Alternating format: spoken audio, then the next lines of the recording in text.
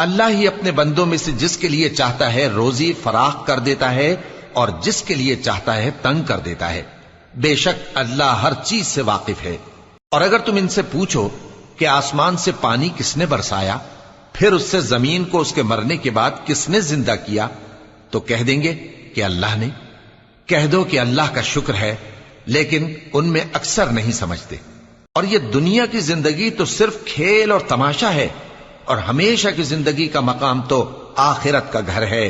काश ये लोग समझते। फिर जब ये कश्ती में सवार होते हैं तो अल्लाह को पुकारते, खालिस करते हुए उसी के लिए इताअत को। लेकिन जब वो इनको नजात देकर खुशकी पर पहुंचा देता है तो झट शिर्क करने लग जाते हैं, ताकि जो हमने इनको बख्शा है उसकी नाशुक्री करें और फायदा उठाएं। सो खैर अनकरीब इनको मालूम हो जाएगा। क्या इन्होंने नहीं देखा कि हमने हरम को मकाम अमन बनाया है